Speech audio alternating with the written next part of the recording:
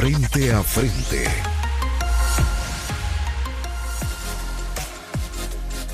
Hola, ¿qué tal? Buenos días, gracias por estar con nosotros. Estamos en este 13 de mayo del 2021, día jueves, día de la Virgen de Fátima. Bienvenidos y buenos días, les saludo Moisés Urbina y esto es Frente a Frente en Telecorporación Salvadoreña. Dos pláticas esta mañana muy interesantes, una económica y la otra que tiene que ver con el tema salud, COVID, vacunación y los esfuerzos que se están haciendo por contener la pandemia. En la primera parte nos acompaña ya vía Zoom desde Guatemala el doctor Ricardo Castaneda, economista senior del Instituto Centroamericano de Estudios Fiscales ICEFI. ¿Cómo está, doctor? Buenos días, bienvenido. Buenos días, Moisés. Como siempre, un enorme gusto estar contigo y un saludo a toda la teleaudiencia.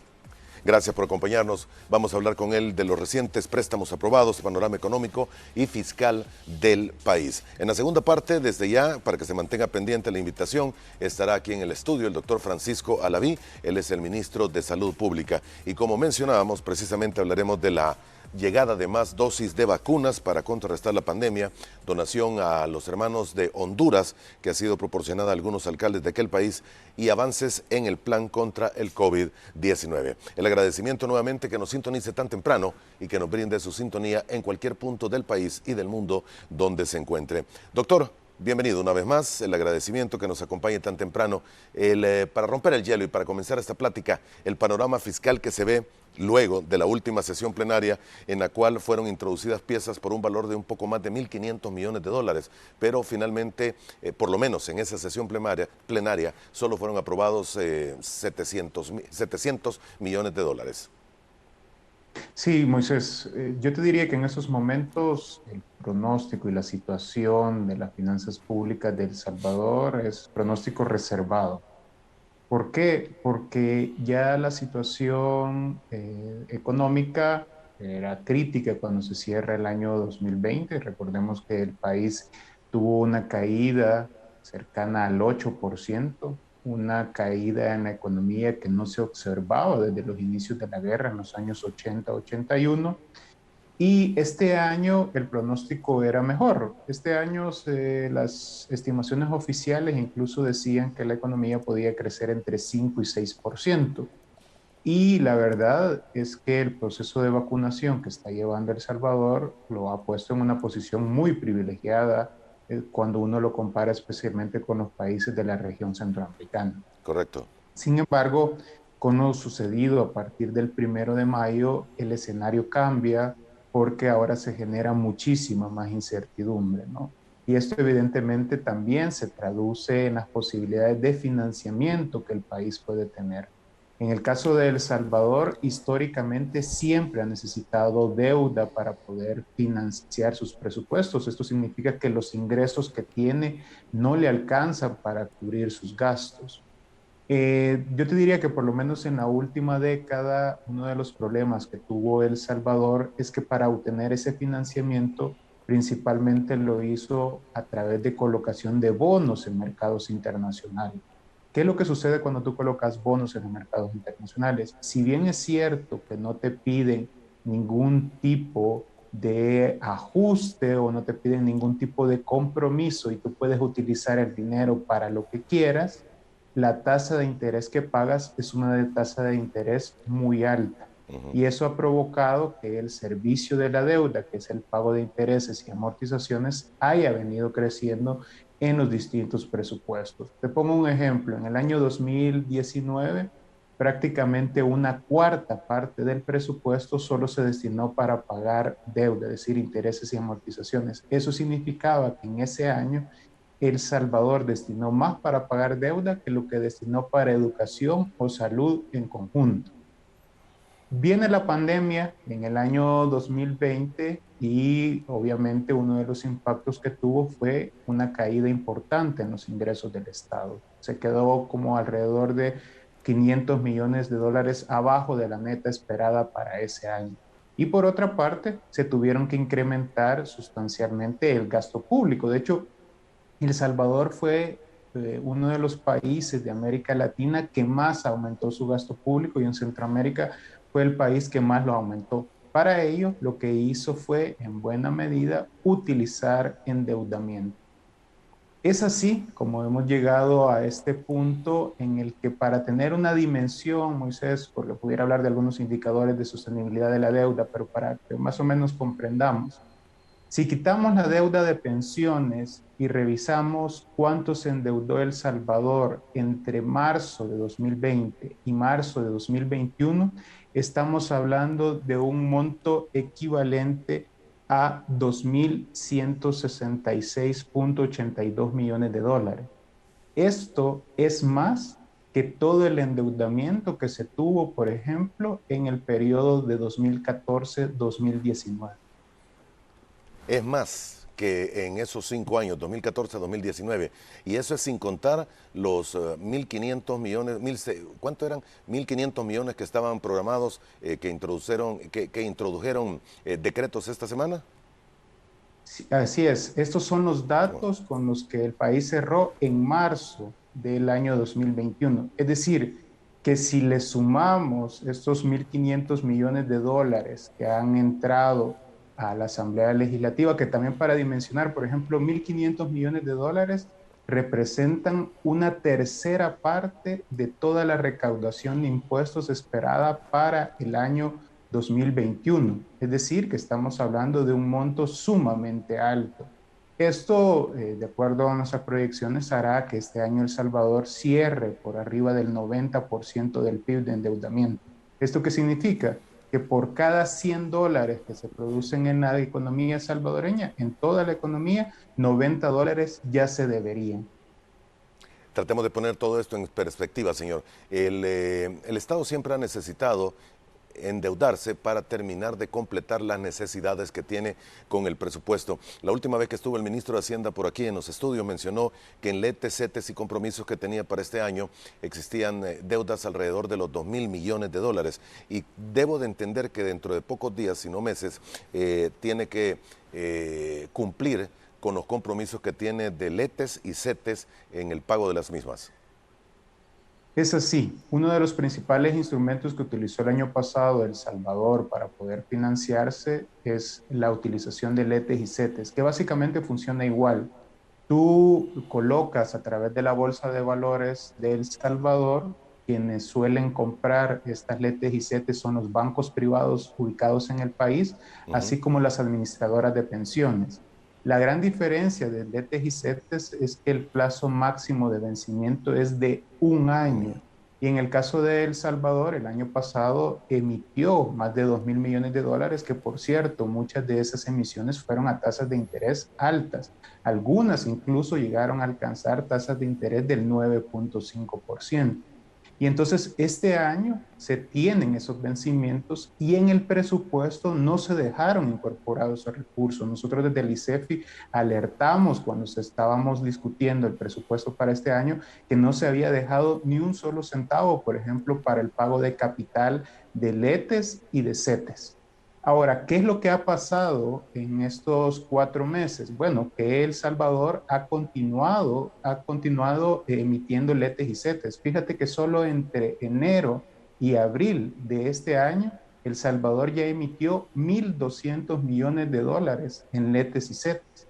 Muchos de ellos simplemente están sirviendo para pagar lo que ya se vence.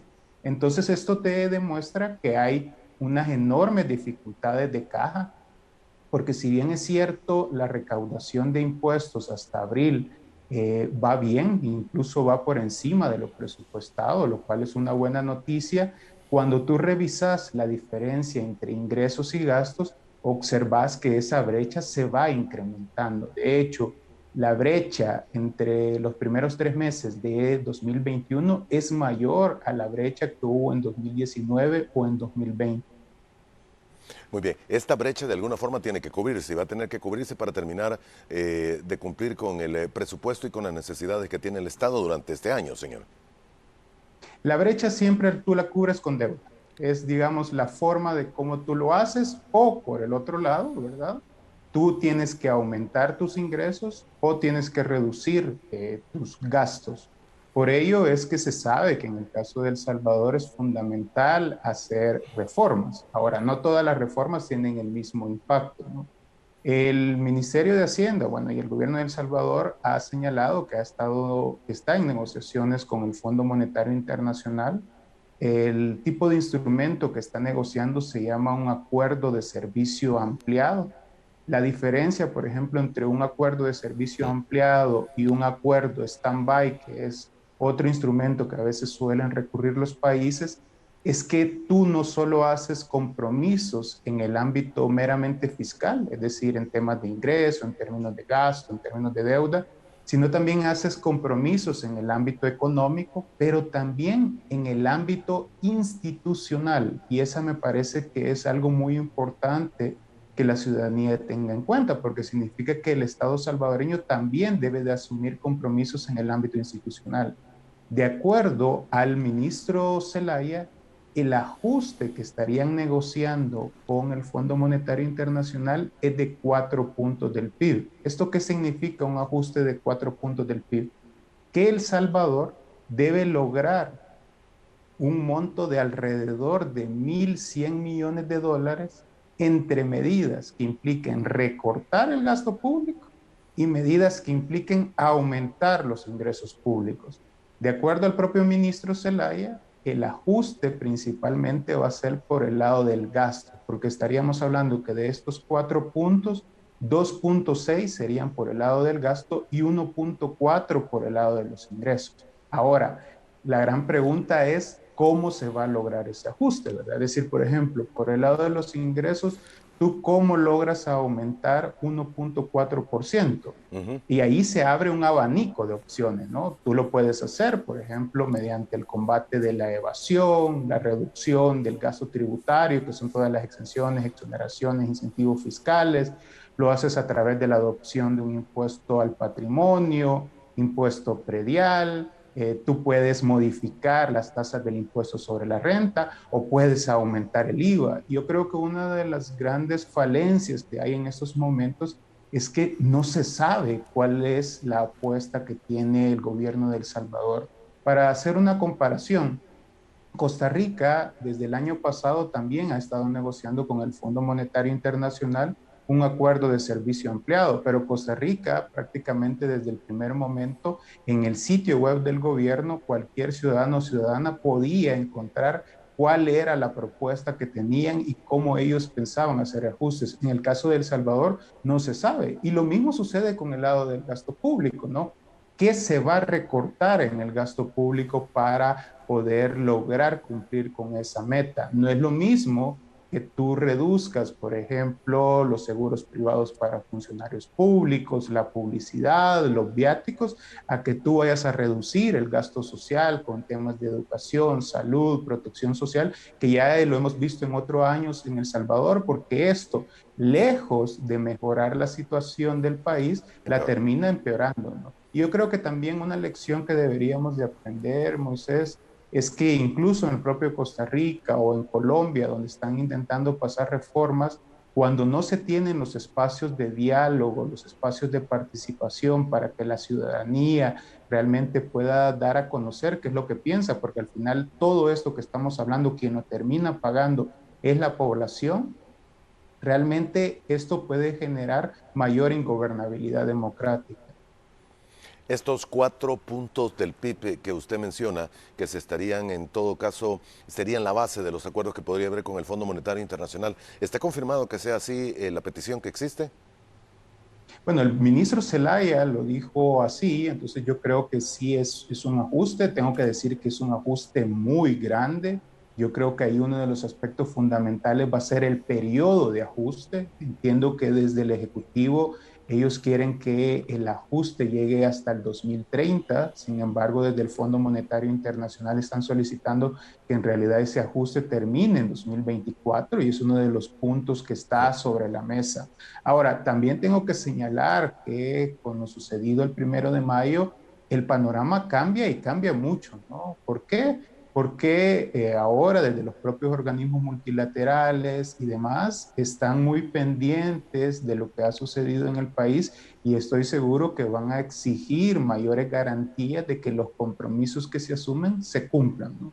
Sobre todo porque me parece que los organismos financieros internacionales deben de cuidarse mucho de que no vaya a ser que ellos terminen financiando un régimen autoritario. Y entonces a partir de ahí, el respeto al Estado de Derecho, la separación de poderes, se vuelven en elementos fundamentales. Muy bien, solo déjeme entender y tratemos de poner esto en una forma mental, el dibujo de lo que está sucediendo. 4 puntos del PIB significa, cada punto porcentual del PIB es ¿qué? ¿300 millones? Alrededor de 260 millones de dólares. Muy bien, 260 millones de dólares. Llevar este nivel de 4 puntos del PIB que se pudiese, 2.6 en el gasto público y 1.4, como usted lo ha mencionado, con el resto, significaría medidas de apretarse el cinturón y apretárselo bastante fuerte. Cada punto del IVA, ¿cuánto significa en ingresos aproximadamente? Bueno, cada punto del IVA estamos hablando que en el caso de El Salvador anda alrededor de unos 170 millones de dólares, esto por los niveles de evasión. Es decir, que lo que se está planteando en la mesa realmente es un ajuste muy grande. Para que tengamos una idea, el ajuste implicaría, por ejemplo, un monto equivalente al presupuesto de salud, ¿no? Es decir, es un monto muy fuerte. Hace un par de años se hablaba que en el caso de El Salvador el ajuste pudiera andar alrededor de 2 puntos del PIB. La situación fiscal se ha deteriorado y entonces el ajuste es muy fuerte. Yo creo que algo que debe tener muy en cuenta el gobierno es que cuando estamos hablando de esta situación, aunque pareciera que es meramente de números, contable, no es así. Porque vaya, yo te pongo un ejemplo. Si el problema fuera únicamente esos 4 puntos del PIB, alguien pudiera decir, mira, entonces recorta a la mitad el Ministerio de Educación, recorta a la mitad el presupuesto de salud y aumenta el IVA al 17% y ya habrías logrado tú cumplir con el ajuste. Pero no se trata de eso. La política fiscal se trata tú de cómo vas a mejorar el bienestar de las personas, no simplemente cuadrar esas cifras, ¿no? Por eso ese tipo de decisiones requieren consenso con los distintos actores, porque uno de los puntos centrales, y me parece a mí que es la pregunta clave que hasta ahora no ha respondido el gobierno, es quién va a pagar la factura de la crisis. Sabemos que hasta ahora quienes terminan pagando la factura de la crisis son principalmente las personas más pobres, por la forma como se cobran los impuestos en el país. Posiblemente algunas de las personas que ahorita nos están viendo y nos están escuchando pueden sentir, ¿no? Sobre todo porque hay tecnicismos, que esto no les afecta en absoluto a ellos, pero claro que tiene un impacto directo. Todas las personas cuando van a la tienda y compran azúcar, compran café, compran gaseosa, están pagando impuestos, pero también son los principales beneficiarios del gasto público. Significa que si se adoptan medidas que puedan perjudicar tanto por el lado del ingreso o por el lado del gasto público, esto puede poner en predicamento el bienestar de la población. Muy bien, tratemos solo de ver, usted es economista y experto en los temas fiscales. Si usted estuviese, si en sus manos estuviese, ¿qué medidas deben tomarse para lograr estos 4 puntos del PIB? Que teóricamente son los que están siendo negociados con el Fondo Monetario Internacional. Y antes, ¿cuánto es el monto de lo que se estaría negociando en fondos con el fondo? Bueno, los fondos que se estarían negociando con el FMI son 1.300 millones de dólares, Ajá. el desembolso, ¿no?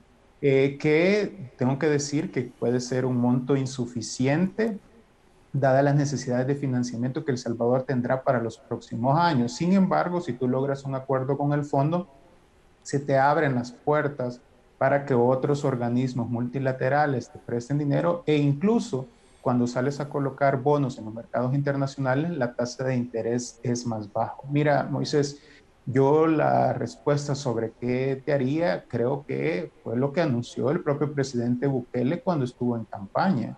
Si uno revisa el plan Cuscatlán, ellos o el presidente Bukele indicó y fue lo que le ofreció a la población un pacto fiscal como un mecanismo para lograr acuerdo. ¿Qué es un pacto fiscal?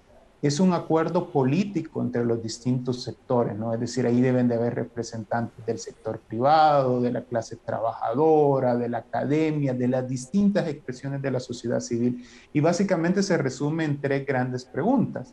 ¿Cuál es el país que queremos? cuánto cuesta ese país y cómo lo vamos a financiar. Ahora, dentro de la gama de las opciones, en el caso de El Salvador, te diría que por suerte tiene opciones para poder mejorar la situación fiscal sin poner en predicamento a las personas más pobres. Por ejemplo, en evasión, fíjate que nosotros desde el ICEFI este año presentamos unas primeras estimaciones muy preliminares sobre la evasión del impuesto sobre la renta de las personas jurídicas, es decir, de las empresas. Y nos salía que el monto de evasión puede ascender alrededor del 70% de lo esperado, es decir, que estamos hablando de un monto sustancial. Y en el caso de la evasión del IVA, aun cuando se ha reducido, es importante, es decir, que tú fácilmente es un decir, ¿no? Obviamente requieres tener toda una política adecuada, tener el personal adecuado, reformas legales y demás, pero tú puedes encontrar en el combate a la evasión alrededor de 500, 600 millones de dólares. Adicionalmente, en el caso de El Salvador, el gasto tributario, que son las exenciones, exoneraciones e incentivos fiscales, alcanzan los 950 millones de dólares, sin que haya estudios que demuestren que realmente los beneficios son mayores que los costos. Por otra parte, en el caso de El Salvador, es el único país de América Latina que no tiene ningún impuesto a la propiedad. Y ahí estamos hablando que un impuesto a la propiedad no lo va a pagar toda la población. Por ejemplo, usualmente se ha mencionado que en el caso de El Salvador puede ser arriba de $500,000. Significa que la mayor parte de las personas no lo pagaría. También, por ejemplo, otra medida que puede estar en la mesa es un IVA diferenciado. ¿Esto qué significa? Actualmente, si yo me compro una medicina o me compro un helicóptero, estoy pagando la misma tasa del IVA, que es del 13%. Entonces, un IVA diferenciado tiene que ser mayor para bienes de lujo, ¿no? Aquí estamos hablando carros de lujo, como te hablaba, helicópteros o cualquier otro tipo de bien que sea de lujo. Ese tipo de medidas deben de estar en la mesa. Y en el caso del gasto público, evidentemente se deben de eliminar, por ejemplo, temas de seguros privados para funcionarios públicos, se debe de reducir sustancialmente todo el tema de viáticos, viajes, pero también uno de los aspectos que debe estar en la mesa es la forma como se hacen las compras de bienes y servicios. Por ejemplo, todos los ministerios compran papel, pero cada uno lo hace de manera individual. Resulta que tú te encuentras que tienes unas grandes diferencias sobre los precios de los bienes, ¿no? Porque es prácticamente el sistema de compras de El Salvador es atomizado, entonces se pueden hacer compras en conjunto. Adicionalmente, en el caso de El Salvador, se puede incluir algo que se conoce como la subasta electrónica inversa, que esto es básicamente que el Estado salvadoreño pone el precio máximo al que va a comprar y las licitaciones y las ofertas tienen que ir abajo. Estudios de los organismos multilaterales han señalado que solo con reformar la forma como se hacen las compras de bienes y servicios se pueden tener ahorros de 100 millones de dólares. Pero también hay que hacer una reforma al servicio civil. Actualmente hemos observado, particularmente en los últimos años, cómo tú tienes una cantidad de asesores que incluso están ganando más que el propio presidente de la República, lo cual evidentemente no es sano, ¿no? Entonces, son un conjunto de aristas que deben de ponerse en las mesas. Adicionalmente, el tema de transparencia es fundamental, porque ahí estamos hablando de pérdida de recursos y entonces en la medida que tú tengas los mejores controles para asegurarte que esos recursos sean utilizados de manera eficiente y efectiva, de esa manera también ayudas a mejorar la situación fiscal del país. He tratado de seguir los números que usted mencionaba, doctor, porque precisamente algunos usuarios en las redes están preguntando, ¿tendrá una tabla como para ver de dónde podemos conseguir? Ya mencionaba usted, y solo por dar un rollover, una vuelta atrás, 900 millones aproximadamente serían lo que se podría lograr en elusión y evasión, en ambos. Confirmando el dato, aproximadamente. Bueno, si sumamos los dos, incluyendo toda la parte del gasto tributario, en realidad se pueden conseguir hasta 1.500 millones de dólares. 1.500 millones de dólares. Muy bien. Sí. En el caso de un impuesto predial, como usted lo menciona, y con lo que se ha hablado de los 500,000 hacia arriba, quienes pagarían, ¿cuánto se podría lograr? Porque he escuchado algunas voces también que dicen no sería tanto lo que se logra por esto y más serían los procedimientos que se deben hacer. Sí, mira, depende mucho de cuál es la tasa que tú vas a fijar, ¿no? Pero, por ejemplo, en promedio en América Latina, los impuestos a la propiedad andan por un punto del PIB. Posiblemente en el caso de El Salvador no va a ser inmediato que en el primer año tú vas a lograr esa recaudación. Posiblemente en el primer año andaría alrededor de 100 millones de dólares, Correcto. pero si tú haces un esquema bien elaborado, y esto depende mucho, por ejemplo, del tema de catastro, quién va a administrar este tipo de impuestos, si es el gobierno central, si es las municipalidades, puede llegar a alcanzar hasta unos 250 millones de dólares.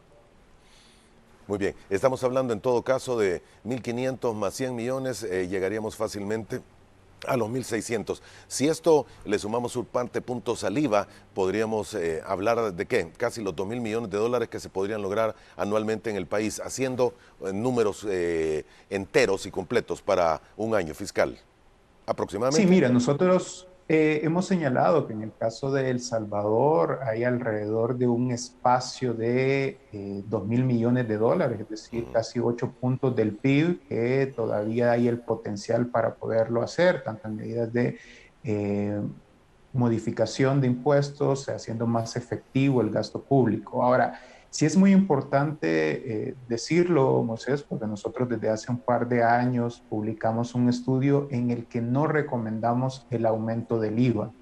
¿Por qué? Porque un aumento del IVA del 13 al 15% provocaría que 155,000 personas que en estos momentos no están en situación de pobreza caerían en situación de pobreza. Y por eso señalaba que en el caso de El Salvador todavía hay una gama de opciones que se deben de explorar sin afectar a las personas más pobres, sobre todo porque el mandato de la Constitución así lo establece.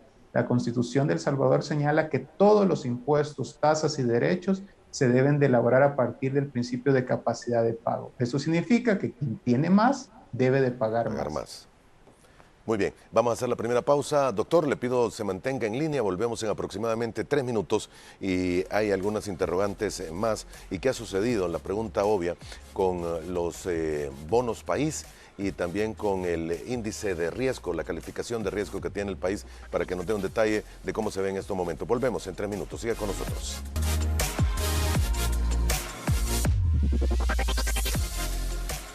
Gracias por continuar con nosotros. En esta primera parte nos acompaña el doctor Ricardo Castaneda, economista senior del Instituto Centroamericano de Estudios Fiscales y CEFI. Señor, ¿cómo se encuentran los bonos país? Porque hasta donde recuerdo, incluso usted fue quien señaló después del 1 de mayo que los mismos habían tenido una variación en sus cotizaciones como efecto directo de lo que había sucedido ese sábado y que también el índice de riesgo del país se había levantado. ¿Han vuelto las aguas a la normalidad? Todavía no, todavía no. Todavía Es no. decir, no, el 3 de mayo fue realmente muy marcado lo que pasó. Era básicamente, si alguien no conocía lo que sucedió el 1 de mayo y observaba tanto los precios de los bonos como el índice de riesgo país, se mostraba que había pasado un terremoto o algo parecido y que es precisamente lo que sucedió, ¿no? Para ponerte una idea, Moisés, por ejemplo, el ENVI, que es el índice de los bonos emergentes, que es lo que mide el perfil de riesgo de un país, que es básicamente el diferencial entre la tasa de interés que se pagan los bonos de Estados Unidos, que se consideran sin riesgo, y la tasa de interés que pagan los bonos de los países emergentes como El Salvador, subió un punto solo ese día. Alguien pudiera decir, un punto no me parece que es mucho. Pues resulta que en el caso de El Salvador, desde que hay información, nunca había subido tanto este índice en un solo día. Si bien es cierto, a partir del miércoles 5 de mayo, digamos que los precios de los bonos se empezaron a recuperar y también el ENVI, que en buena medida fue porque los personeros del gobierno hicieron su tarea, hicieron las llamadas a los distintos inversionistas y les aseguraron que el acuerdo con el Fondo Monetario Internacional iba a continuar. todavía no se han logrado recuperar, ¿no? Por ejemplo, si estamos hablando que los bonos en algunos habían tenido pérdida de 7, 8 puntos, la recuperación ha sido solo de la mitad, ¿no? De 3, 5, 4 puntos. Y yo creo que en esos momentos hay todavía mucha incertidumbre. También es importante indicar, Moisés, que cuando estamos hablando de los inversionistas que tienen los bonos, son inversionistas que se basan mucho en la especulación, ¿no? Y a ellos lo que les interesa principalmente es que se les pague su dinero. Ujú. A diferencia, por ejemplo, de la mayor parte de inversionistas, que lo que se conoce como la economía real, ¿no? Es decir, quien coloca una empresa para vender ropa o quien o coloca una empresa para cortar cabello, etcétera, que ellos miran otro tipo de indicadores. Y en el caso de este tipo de inversionistas de la economía real, que digamos que para El Salvador son fundamentales, uno de los aspectos indispensables es el respeto al Estado de Derecho, ¿verdad? Porque si tú no estás cumpliendo las reglas del juego, eso te genera mucha incertidumbre. Yo creo que en el caso de El Salvador, si yo tendría que describir con una sola palabra lo que está sucediendo, es incertidumbre, ¿no? No se sabe con exactitud cuáles van a ser las siguientes medidas que se van a adoptar en el gobierno, pero tampoco se sabe hasta el momento cuál va a ser esa respuesta que ha anunciado el gobierno de Estados Unidos y que creo que es la que va a definir la situación en los próximos meses en el país. Es- esa medida y esa decisión que pudiese tomar el gobierno de los Estados Unidos, cuánto en términos políticos es bastante difícil decir va a suceder en tanto tiempo, pero todo ese momento, esa brecha de tiempo, se va a mantener en esa incertidumbre el precio de los bonos y la calificación de riesgo del país.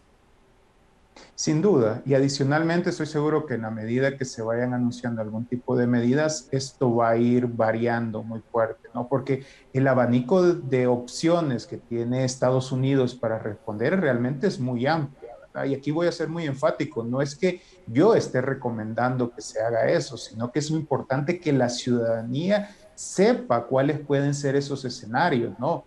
Los cuales pueden ir desde medidas individualizadas, es decir, cancelación de visas, cancelación de o congelación de cuentas de las personas que hayan votado, etcétera, que es algo que hemos visto en otros países, hasta, por ejemplo, el establecimiento de medidas no arancelarias para las exportaciones. Se pueden poner en algún tipo de predicamento el envío de remesas, que por ejemplo esto ya lo hemos observado en países como Cuba, y esto evidentemente pudiera tener un impacto, te diría, devastador para la economía salvadoreña. Por eso es muy importante que quienes tienen el poder, tanto desde el Ejecutivo como el Legislativo, sean muy conscientes, ¿no? De que el tipo de decisiones que ellos adopten, y sobre todo en estos momentos en el cual el poder está concentrado en El Salvador, puede mejorar millones de vidas, pero también puede destruir millones de vidas. Y lastimosamente en el caso de El Salvador, con los altos niveles de pobreza, con los altos niveles de desigualdad,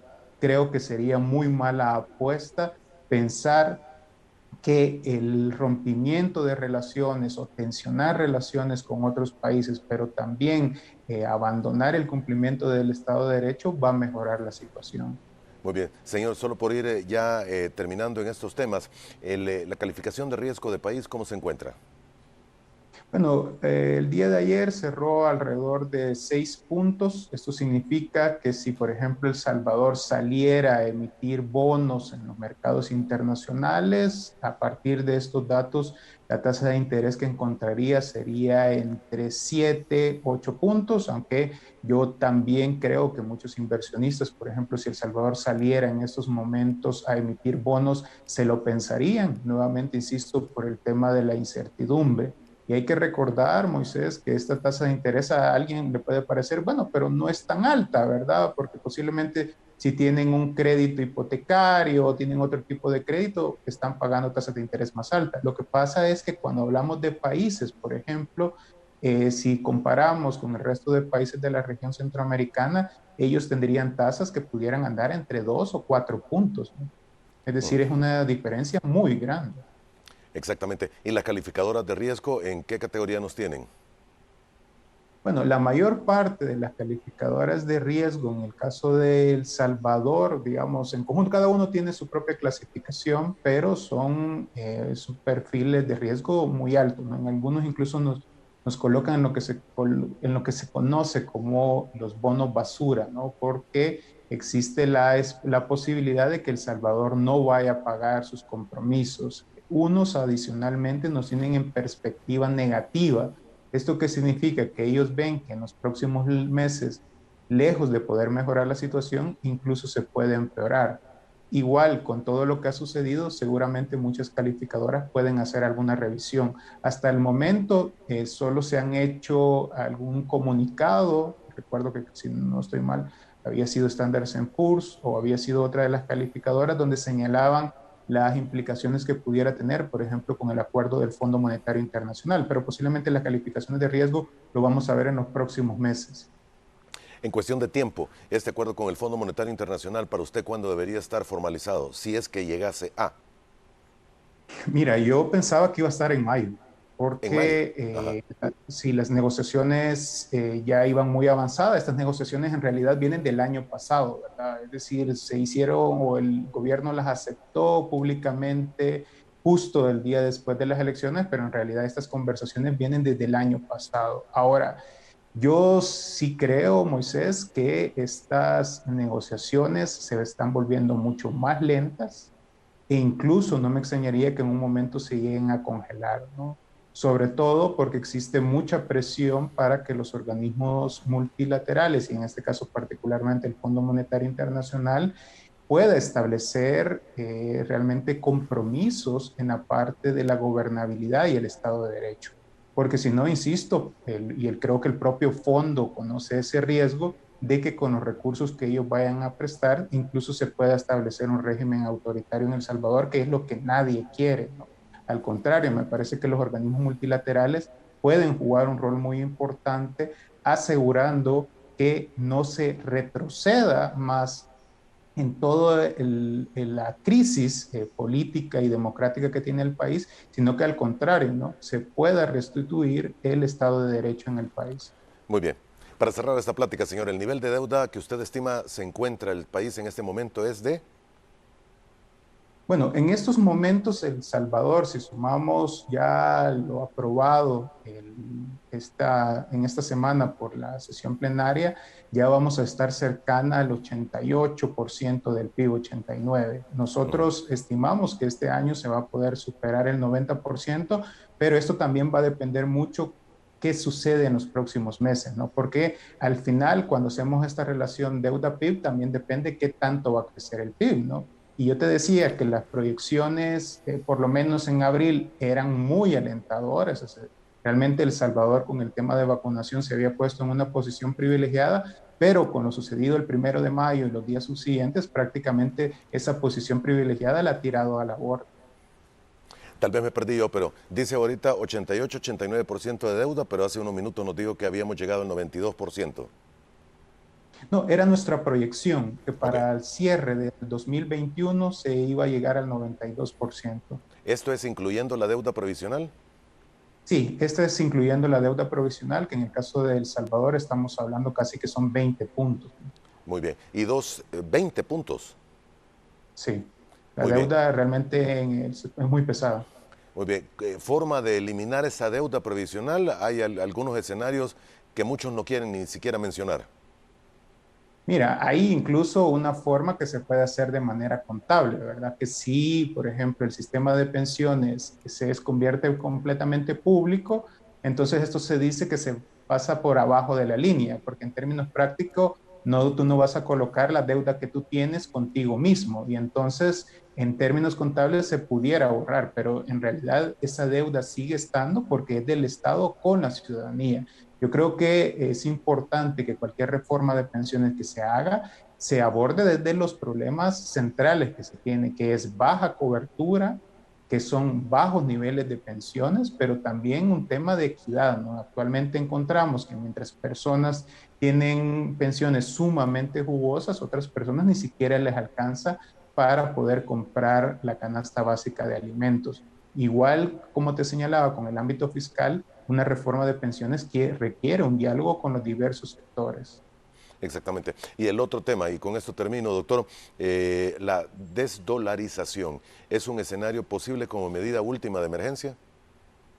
Mire, lo que pasa es que si la situación fiscal del país se vuelve mucho más crítica, por ejemplo, hay problemas en términos de las remesas, de las exportaciones, de la inversión extranjera directa, del endeudamiento externo, que es de donde provienen los dólares para el país, evidentemente puede haber complicaciones muy serias, ¿no?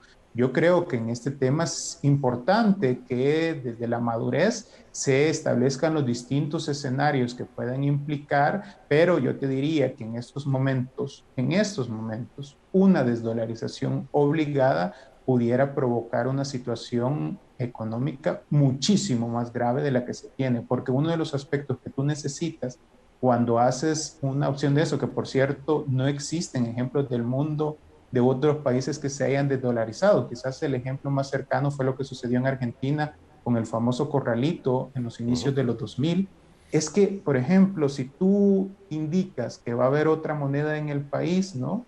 Que toda la población que actualmente tiene sus ahorros en dólares no los vaya a sacar y que no vayan a sacar su dinero de los bancos. Y eso realmente es muy complejo porque requiere mucha confianza.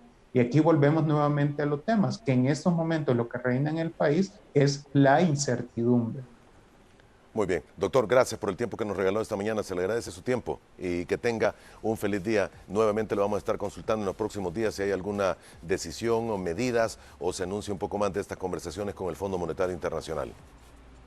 No, gracias a ti, Moisés, y por supuesto un enorme saludo a todos los televidentes.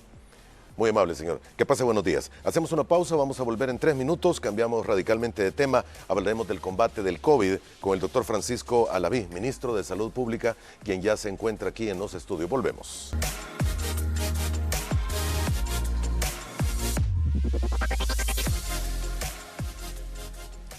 Bien, continuamos esta mañana conversando con el doctor Francisco Alaví, ministro de Salud Pública, quien ya se encuentra aquí en los estudios. ¿Cómo está, ministro? Buenos días y bienvenido. Un placer, Moisés, poder estar acá y acompañar a la población salvadoreña en todas estas estrategias que se van implementando en el marco de la pandemia del COVID-19. Bien, recibimos más vacunas, ¿verdad? Un lote nuevo de vacunas antenoche, si no me equivoco. Es correcto, se recibieron 140.400 vacunas y bien interesante cómo podemos observar esa contraposición en la cual de alguna manera nosotros ayudando a estos municipios de Honduras, recibimos al siguiente día una cantidad de 140.400 dosis. Realmente creo que es un muy buen comparativo como el poder ayudar en una cantidad, aportando un granito de arena con estas 34.000 dosis y luego recibir 140.400 es la muestra de que esa llegada de vacunas que siguen siendo una bendición que protege a la población salvadoreña, muy importante para salir adelante en la pandemia. ¿Cuántas vacunas se están dando a Honduras? 34.000 dosis de vacunas son las que se van a entregar para los hermanos hondureños y estos 7 municipios de las áreas rurales que han solicitado ese apoyo.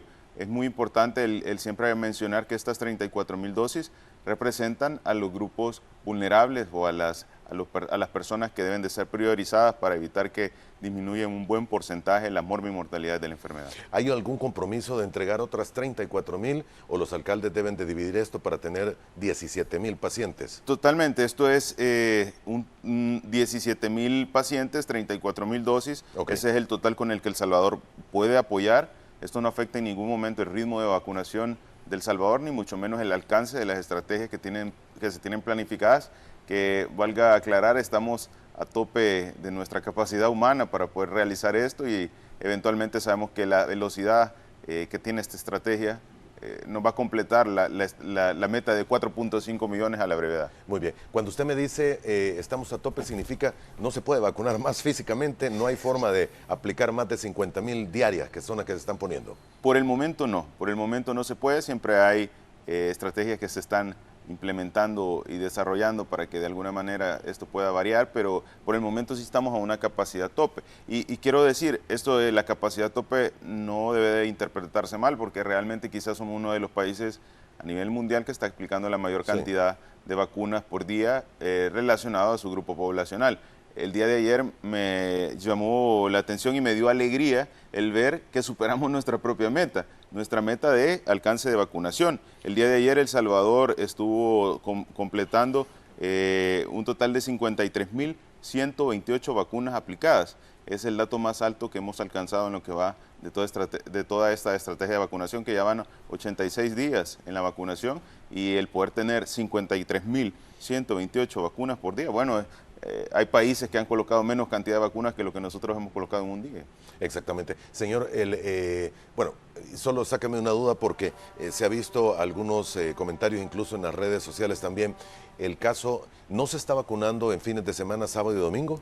No, en este momento no se está vacunando dentro de los puntos de vacunación. Sí existen a veces actividades extramurales específicas para grupos vulnerables con discapacidades o ciertos sectores que necesitan pues esta vacuna, porque también en paralelo hay otras estrategias muy importantes en las cuales debemos de ajustar todo nuestro personal para que esa primera línea pueda seguir dándole mucho al Salvador, y eso es salvaguardando la vida de la población.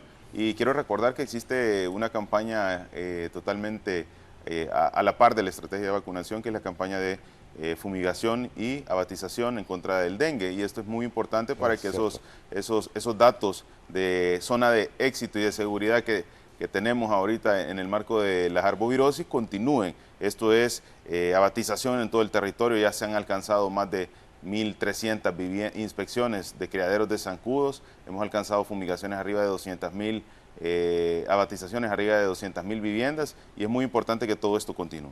Muy bien. Preguntan, y hay algunas preguntas de los amigos televidentes, voy a tratar de leerlas porque nos debemos a ellos, y siempre que usted viene son cientos de preguntas las que tenemos con respecto al tema que estamos abordando, ministro. Dice Nurian Luna: Moisés, pregúntele al ministro, por favor, ¿qué pasa si no me puse la segunda dosis en la fecha establecida, ya que estoy en aislamiento por asintomática? Gracias.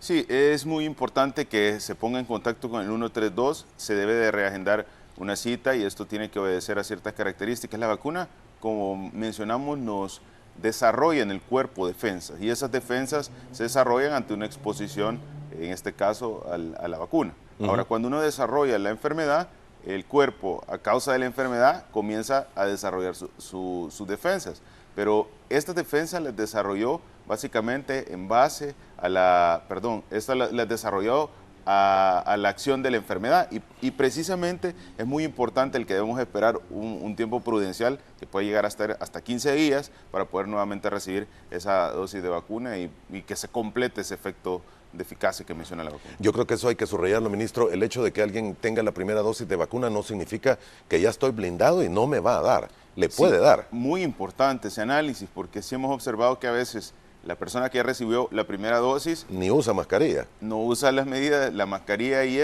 las medidas de protección, pero más importante, se descuida del colocarse su segunda dosis. Y cada una de estas vacunas cumple su eficacia, pero al completar ese esquema de inmunización, y eso es, si es de las actuales que se están utilizando en el territorio, 2 dosis. No podemos pensar que vamos a lograr esa seguridad al 100% colocándonos una tan sola dosis. Debemos de completar el esquema y, por supuesto, aún completado el esquema, utilizar la mascarilla, el lavado de manos, el distanciamiento y todo lo relacionado que nos ha traído buenos resultados en el país. Muy bien, estoy viendo los datos oficiales, tenemos ya un total de personas vacunadas de 1.167.000 y de estas casi 200.000 han recibido ya la segunda dosis.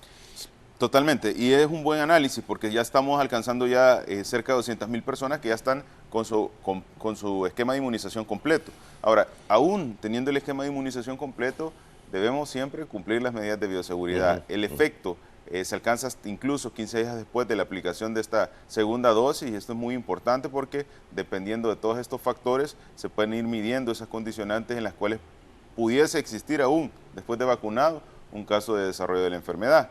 Y por supuesto el objetivo principal es disminuir la mortalidad, los casos graves de la enfermedad, pero eso no excluye que una persona pudiera llegar a tener un contagio de esta enfermedad y poder transmitir enfermedad a otras personas que tal vez no tienen la vacuna y que estos sí podrían desarrollar una enfermedad grave o incluso una letalidad. Exacto. Segunda dosis de vacuna, doctor, no significa que no le va a dar el COVID.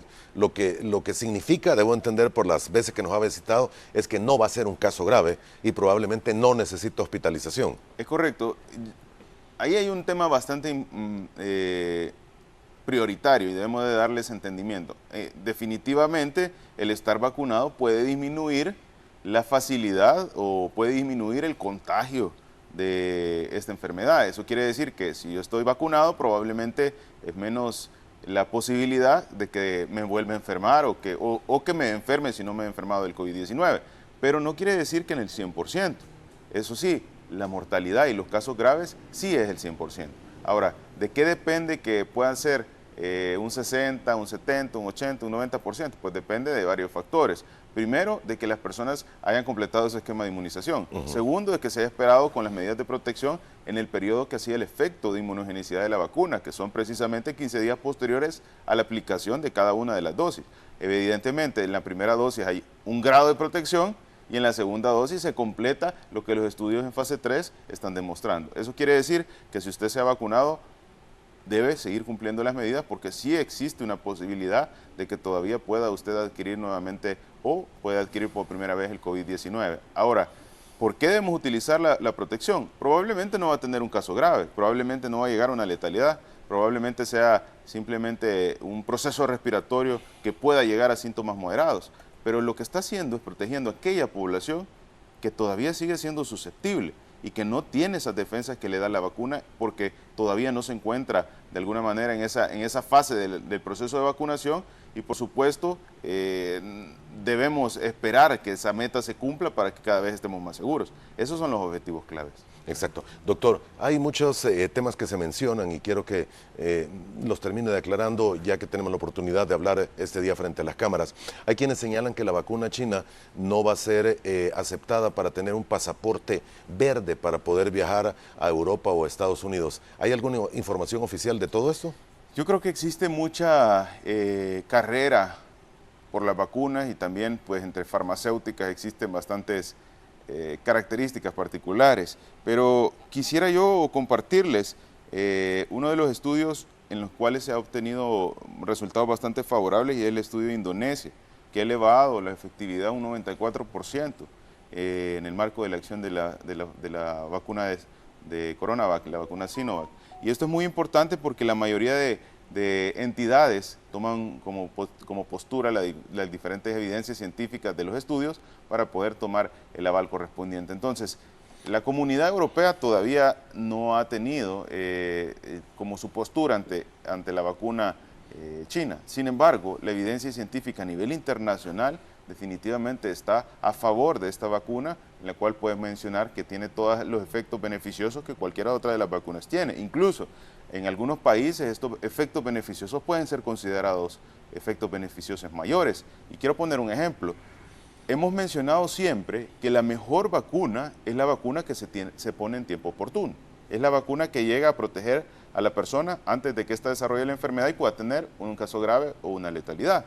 Y partiendo de eso, hay vacunas que, si bien es cierto, alcanzan porcentajes de efectividad muy altos, requieren una gran cadena de manejo, logística, almacenamiento y una serie de situaciones, incluso costos más elevados, que ciertos países no pueden tener ese manejo. Ahora, ¿a qué quiero llegar? Es el hecho de que, si bien es cierto, hay países que quisieran colocar vacunas muy famosas, como es la vacuna de Pfizer, que requiere una cadena de congelación, de ultra baja congelación bastante importante, que no cuentan en sus territorios con esas cadenas de congelación.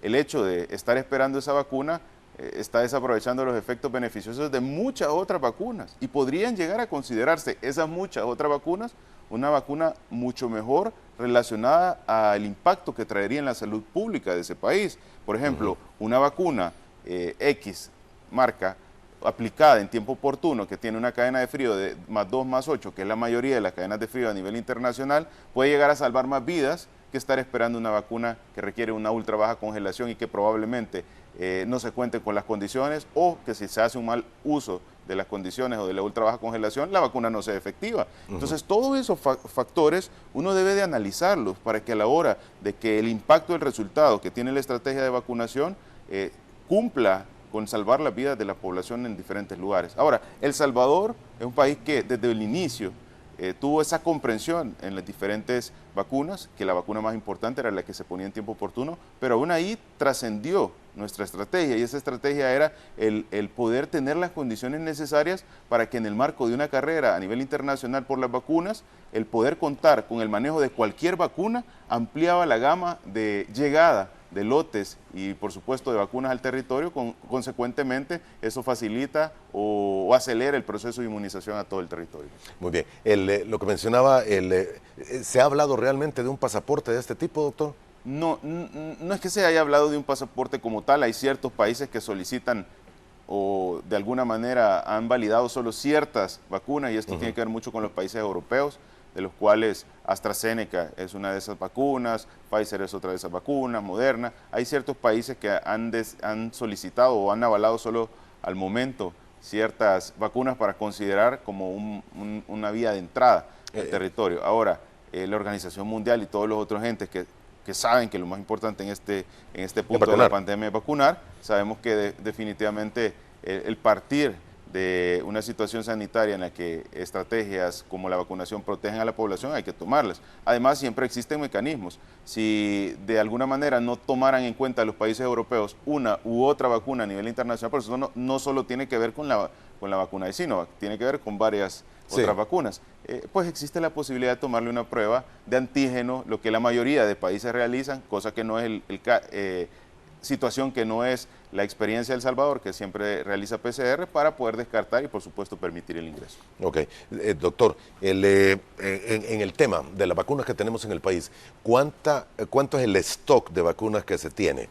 Ya a la fecha tenemos 1.9, son 1.991.000 vacunas las que han llegado al territorio, los podemos enumerar. La primera llegada fue una cantidad de 20.000 dosis de AstraZeneca, la segunda fue una cantidad de 33.600 de AstraZeneca, la tercera fue una cantidad de 51.460 de Pfizer, luego llegó el primer lote de la CoronaVac que fue 1 millón, posterior a ese millón llegó la donación de 150.000, después de estos 96.000 de AstraZeneca, luego 500.000 nuevamente de Sinovac, y este día que se está consolidando, bueno, hace un día que se estuvo consolidando la llegada de 140.400 de Pfizer, con lo cual estamos llegando a 1.991.000. 2 millones, básicamente un poquito menos de los 2 millones. Me perdí, yo nunca vi, o sea, ya se recibió el otro medio millón de vacuna CoronaVac. Sí, correcto. Ok, estaría pendiente en todo caso medio millón más. Es correcto. Ok, el total de vacunados a este momento, 1.167.000.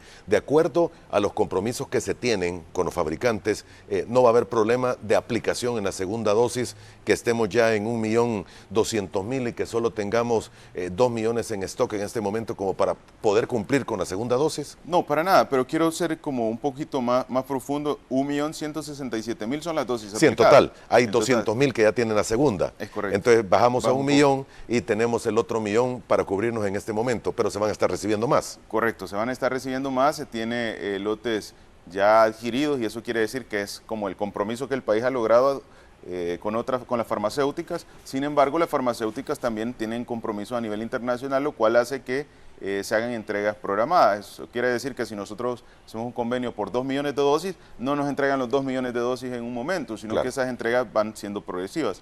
Ahora, la cantidad de entregas que se realizan son parte de las herramientas que nos permiten tener celeridad en la estrategia de vacunación. Hay países que estiman su celeridad en el proceso de vacunación dependiendo de las entregas que tienen. Por ejemplo, si un país tiene todas las condiciones como El Salvador, cadenas de frío, logística, plan nacional de inmunizaciones ante el COVID-19, y tiene todo para poder realizar la vacunación, pero en ocasiones debe ajustar esa vacunación a la cantidad de entregas que le realizan al país.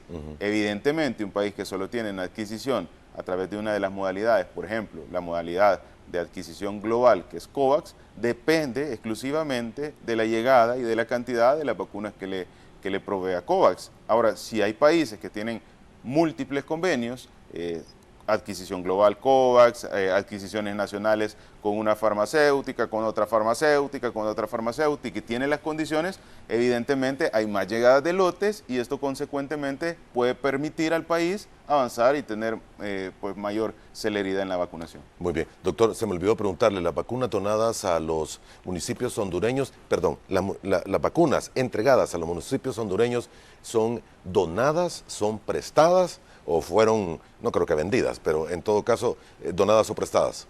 No, este caso se trata de una ayuda humanitaria, de verdad esto es un apoyo genuino a los municipios, y esto es la entrega de 34,000 dosis donadas por parte del gobierno de El Salvador, del país, de la población salvadoreña, al hermano país de Honduras. Okay. Es bien difícil el poder comprender cómo es la situación de un territorio hasta analizar su sistema de salud. Y yo quisiera darles un ejemplo breve para que ustedes puedan dimensionarlo.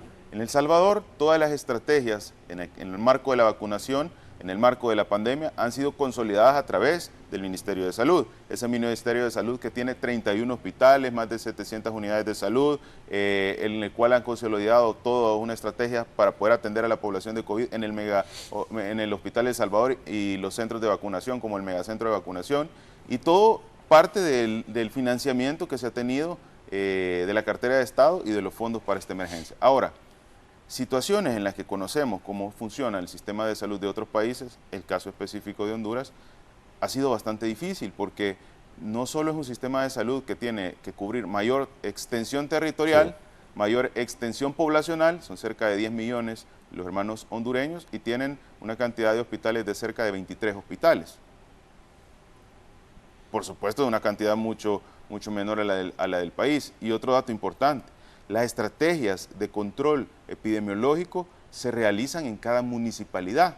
Entonces, eso quiere decir que sus acciones dependen del ente cómo rector. El alcalde se mueva. Exacto, del ente rector, que en este caso es el Ministerio de Salud, pero el Ministerio de Salud o la Secretaría de Salud asigna fondos a las municipalidades para que las municipalidades hagan todos sus procesos internos para poder garantizar el cumplir esa rectoría o para poder hacer adquisiciones de insumos, poder pagar las clínicas donde atienden a los pacientes. Ellos lo mencionan que se llaman los triajes. Los triajes fue una clínica o un centro de atención a los pacientes respiratorios que cada municipio puso y que contrató y financió gracias al apoyo de la Secretaría de Salud. Ahora, ellos nos comentaban, bueno, todavía no nos han hecho llegar el dinero correspondiente al año pasado de la Secretaría de Salud. Pero yo, digamos, veo un problema más grande. El problema no solo se trata que se haya retrasado la llegada del dinero, porque pues ellos tendrán sus situaciones porque esto ha pasado, sino que el análisis que yo creo que es más oportuno es si en una pandemia que ha generado que haya una carrera por adquirir insumos, canibalismo de insumos, canibalismo de vacunas y todo esto, no se hace una consolidación, esto por supuesto hace el problema más grande. Eso lo multiplica por la cantidad de municipalidades. Y van a ir municipios pequeños a tratar de comprar vacunas que no les van a hacer caso. Es correcto. Y ya no solo es un país tratando de acceder a insumos, un país tratando de acceder a vacunas, un país tratando de acceder a las estrategias que están siendo eficientes, sino que son múltiples municipalidades teniendo el mismo problema. Evidentemente eso conlleva a dificultades. Muy bien. ¿Las vacunas que se le están donando a Honduras son Coronavac o son Pfizer o de cuáles son? Se ha hecho todo un análisis acerca de cuál es la vacuna que se puede utilizar y cuáles son los beneficios que ellos van a poder obtener. Nosotros tomamos las decisiones en base a un respaldo, y esto es muy importante, un respaldo científico. Por ejemplo, nosotros sabemos que el sistema de vacunación de El Salvador permite colocar las vacunas en tiempo oportuno, en tiempo rápido. Tenemos una capacidad logística importante y las cadenas de frío para manejar cualquier temperatura.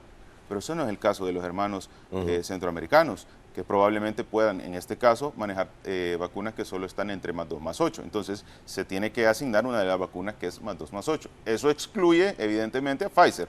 Entonces, tenemos solo dos, AstraZeneca y Coronavac. Ahora, ¿de qué depende la decisión? Pues depende de las características del cumplimiento. En AstraZeneca hay mayor flexibilidad en el tiempo de aplicación entre una vacuna y otra. En cambio, en Coronavac, no, porque requiere la aplicación a los 28 días. Entonces, partiendo de eso y de un plan de inmunización que está en crecimiento, que está iniciando, que tiene todavía sus dificultades y que de alguna manera no se ha aprobado en las municipalidades, creo que es muy prudente darles la vacuna que pueda facilitar o que pueda darles el mayor tiempo posible para solventar cualquier problema. Muy bien. Doctor, estamos viendo y vamos a tratar de poner en pantalla los casos que están siendo tratados actualmente y llama la atención esto porque ha estado circulando también en las redes sociales. Crítico, menciona el Ministerio de Salud, hay 21 y graves hay 82. Si pudiésemos poner esto como el panorama de las personas que están en una situación delicada, estamos hablando prácticamente de 100 salvadoreños que serían los que están en este momento en una situación difícil por el COVID. Pero a través de las redes, el doctor Iván Solano Leiva indicaba que hace 2 días en el Hospital El Salvador, 90 camas de las 103 disponibles en UCI estaban ocupadas y en promedio 10 fallecidos diarios.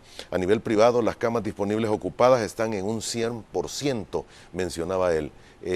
¿Será que no tienen los datos adecuados? Habrá que ver cuál es el análisis del doctor y a qué se refiere en promedio, porque el promedio es en marco de una cantidad de tiempo específica y de lo que se viene pues, parametrizando de alguna manera o poniendo como opción para poder sacar ese promedio. Si yo saco un promedio de lo que ha sucedido en 4 días, en 5 días, y esto lo tomo como un solo conglomerado, puedo sacar una definición de 10 pacientes por 4 días. Entonces habrá que ver cuál es el análisis de su promedio, el tiempo que utilizó para sacar esos datos estadísticos, las tasas, la incidencia y los datos epidemiológicos que él está utilizando. Ahora bien, lo que sí te puedo decir es que El Salvador, y que le puedo decir a la población salvadoreña con toda tranquilidad, es que El Salvador tomó una estrategia muy importante que era la de consolidar el manejo de todos aquellos pacientes que requieren atención grave en el Hospital El Salvador. Y eso evidentemente hace que el Hospital El Salvador consolide o acumule la mayoría de la población que está ante una enfermedad. Un dato muy importante que hay que analizar es que El Salvador no está teniendo fallecidos en las áreas rurales, fallecidos en el área territorial a causa de la enfermedad, que es un parámetro que la mayoría de países no lo expresan a la hora de dar los reportes porque precisamente son muertes extrahospitalarias. Entonces, el hecho de que El Salvador está teniendo los casos en el Hospital El Salvador consolidados, para nosotros debe ser pues, una alegría de que tenemos la capacidad instalada del hospital para seguir atendiendo y que el hospital está cumpliendo su función. 0 casos no vamos a tener en el Hospital El Salvador porque es el que está manejando la pandemia. Le hago la pregunta de otra forma, doctor. ¿Hay suficiente capacidad todavía en el Hospital El Salvador en UCIs? Hay suficiente capacidad y profundizando un poco más, quizás lo que el doctor mencionaba están a nivel nacional, dice el doctor, si no me recuerdo, la capacidad del sector privado también agotadas las camas. Debemos de comprender que los sistemas de salud en las emergencias se van adaptando a la cantidad de casos que estamos observando. Evidentemente, ante una disminución de casos, van retirando áreas de atención ante el COVID-19 y eso puede llegar en algún momento a que, dependiendo de cuántas se han ido cerrando, pueda facilitar que se tenga esa expectativa de que el uso de camas hospitalarias está a su límite. Ahora, yo quiero mencionar que esto también sucede en el Ministerio de Salud. Si nosotros teníamos una capacidad instalada, no solo en el Hospital El Salvador, teníamos en cada uno de los 31 hospitales asignado una área para poder atender a pacientes de COVID si el caso lo ameritara. Nosotros no podemos estar confiados a que vamos a esperar que un hospital pues, nos pueda dar esa contención. Evidentemente, si había que activar los planes de emergencia ante el COVID-19, cada área de hospitales, cada hospital de la red pública ya tenía designado un espacio donde iba a ser el manejo de estos pacientes cumpliendo todos los criterios necesarios. ¿De qué dependía el aperturar? Pues dependía de la cantidad. Gracias a Dios, al momento, el esfuerzo de la población, el cumplimiento de los protocolos, la celeridad de la vacunación está permitiendo que salgamos adelante. Y un análisis. Al principio del año nosotros estamos teniendo una cantidad de 23 casos, 23.5 casos por 100.000 habitantes de casos de contagio. ¿Y por qué debo hacer ese análisis? Porque a lo que va la fecha hasta mayo, pues ya evidentemente con el crecimiento de la estrategia hemos bajado a 20 casos. Esto quiere decir 23.5 casos por millón de habitantes en abril del 2021. Ahora, para mayo del 2021 nosotros estamos observando 20.6 casos. Eso quiere decir que sí hay una muestra o una tendencia de disminución en la cantidad de casos y esto se debe a que el crecimiento de la estrategia de vacunación pues va a tener estos resultados en el territorio. Muy bien. Hago la última pausa, doctor. Volvemos en aproximadamente 2 minutos y medio. Siga con nosotros.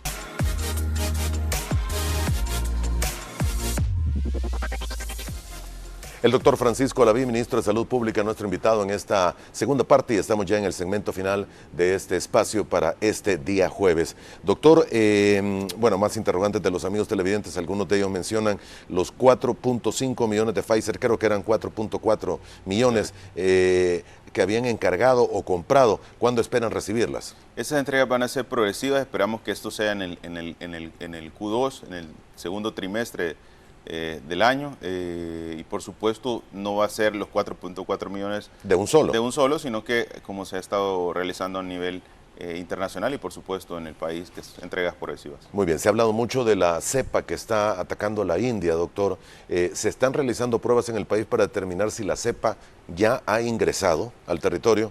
Sí, se están realizando los estudios, esperamos ya en estos días tener los resultados del último estudio que se tiene a la fecha entre el Instituto Nacional de la Salud y la Universidad de El Salvador, pero quizás hacer un análisis importante para la población. Cuando El Salvador inició todas sus estrategias por las vacunas, por la pandemia, hicimos todo lo necesario por retrasar la llegada del virus y preparar el sistema de salud. Esa fue la recomendación de la Organización Mundial de la Salud. Se hizo todo, pero aún así no se pudo evitar que en el país llegara el coronavirus.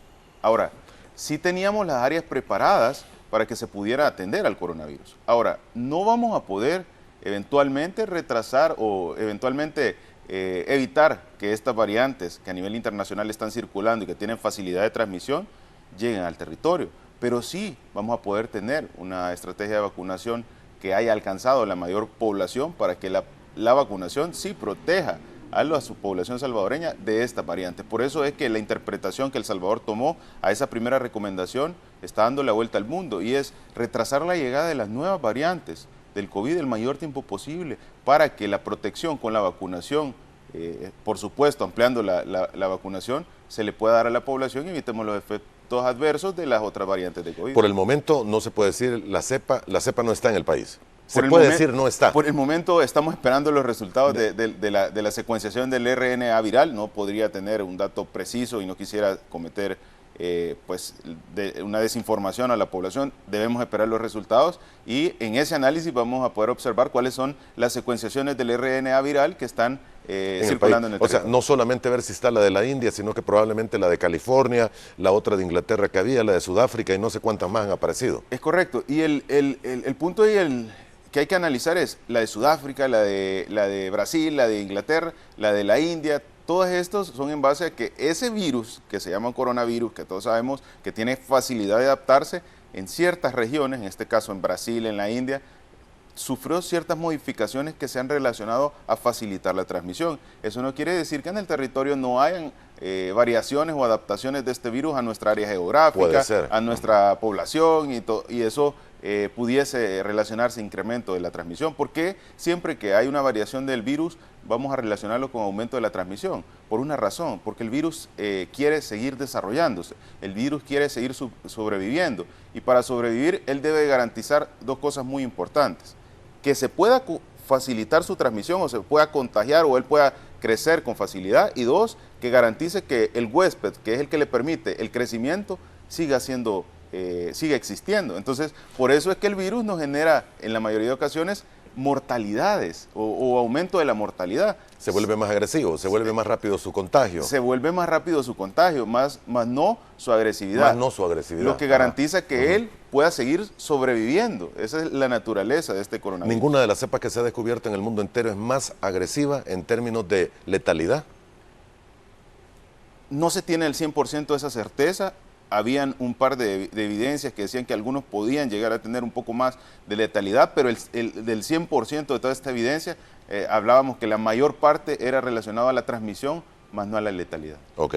Doctor, preguntan los amigos televidentes. Moisés, buenos días, dice Diego Martínez. Antes de finalizar el año, ¿tendremos acceso a los menores de 40 años a la vacuna? Totalmente, totalmente. Sí, pueden tener antes de fin de año, va a ser dentro de poco. Es correcto. Y yo quiero decirles, la estrategia tenía una meta, y una meta de que antes de fin de año, bueno, no antes de fin de año, pero por lo menos en todo lo que va de este año hasta diciembre, logremos inmunizar a toda la población, a esos 4.5 millones de salvadoreños.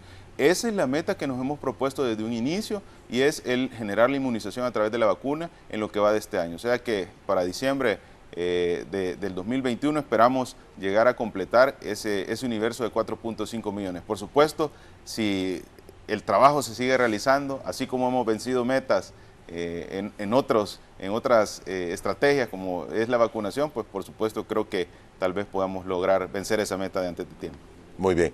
Case nos dice, Moisés, pregúntele al doctor, si ya me vacuné con Sinovac y luego tengo la oportunidad de ponerme la de Johnson & Johnson, supongo que en Estados Unidos, ¿es bueno, es malo, es permitido o mejor no?